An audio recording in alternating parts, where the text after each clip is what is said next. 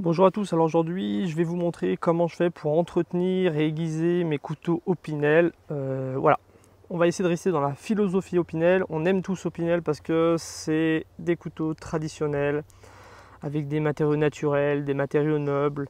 C'est des couteaux qui sont compacts, légers, avec un excellent rapport qualité-prix. Donc on va rester dans cette philosophie-là. On va parler aussi bien des couteaux type EDC, les couteaux de poche.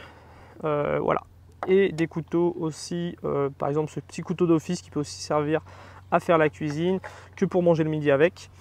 On va parler des couteaux manche bois, lame inox et lame carbone. Alors la première chose qu'on fait quand on entretient son couteau, c'est le nettoyage. Je ne vais pas forcément vous apprendre à nettoyer un couteau, mais je peux vous donner quelques astuces. Bon voilà, ce genre de couteau, manche bois, acier inoxydable que je me sers surtout pour le bricolage, je les lave très rarement en fin de compte. Après, si c'était une lame carbone, ce que je ferais, c'est que je mettrais un petit coup de chiffon à chaque utilisation, surtout si j'ai coupé un petit peu de bois vert ou si j'ai fait des choses humides avec, pour pas que la lame carbone ne se rouille. Après, tout ce qui est par contre couteau utilisation pour la cuisine, pour manger le midi, il y en a qui mangent avec leur couteau d'essai aussi, le nettoyage, voilà, un petit coup d'eau après avoir mangé, un petit coup de chiffon, c'est parfait. Pour les lames carbone, il y a une technique que j'utilise, moi c'est d'utiliser un scotch bridge pour pouvoir frotter et enlever la rouille. Si jamais il y a un petit peu d'oxydation, ça part très bien, ça n'enlève pas la patine, donc c'est parfait. Et pour le manche, moi je préfère laver mes manches avec une éponge en frottant un petit peu comme ça et en le séchant après. Ça évite de venir mettre de l'eau dans le mécanisme, faire gonfler l'Opinel et de galérer à l'ouvrir. Si vous voulez un Opinel plus facile à ouvrir, moi je vous conseille l'Opinel Jardin. J'en ai déjà fait une vidéo avec la forme du manche et sa lame drop point. Il y a beaucoup plus de prise pour le sortir et c'est parfois beaucoup plus facile. Le deuxième entretien qu'on va faire régulièrement, c'est l'affûtage. Voilà, on s'est servi de son couteau pour manger, pour cuisiner, on a émoussé la lame. La veille, on s'est servi de son couteau de décès, on s'en est servi, on a émoussé la lame. Il va falloir refaire le fil. Moi, j'utilise le petit fusil de chez Opinel, ça coûte moins de 10 €, il fonctionne très très bien. Voilà, quelques coups de fusil par jour en ayant un petit angle, voilà, assez fermé, moins de 20 degrés, un coup de chaque côté.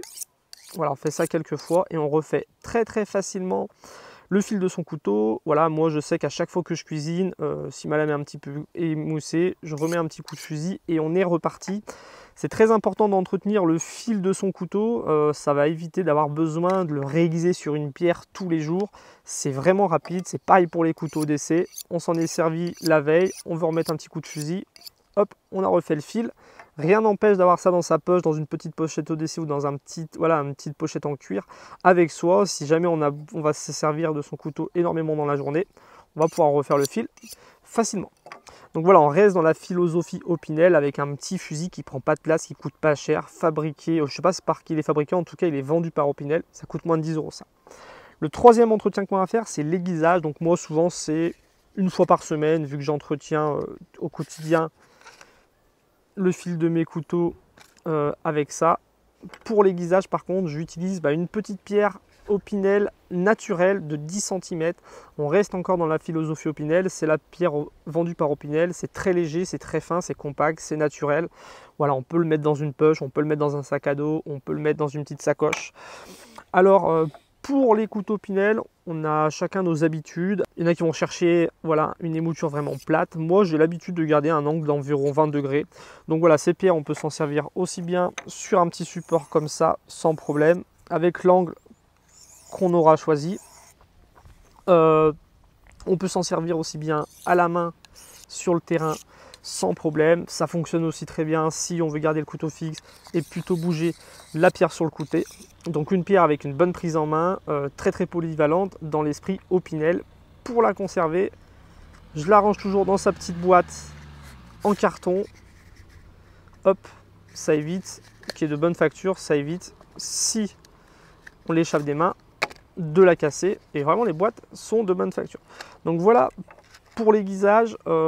Aussi bien lame inox que lame carbone, on peut retrouver vraiment avec ces deux ustensiles un très très bon aiguisage, que ce soit pour cuisiner, bricoler et tout, il n'y a aucun problème. Le dernier entretien qu'on va faire sur son Opinel, c'est l'entretien du bois. Alors moi, j'utilise l'huile Balistol. C'est une huile naturelle, c'est une très très bonne huile. J'utilise cette huile-là, pourquoi?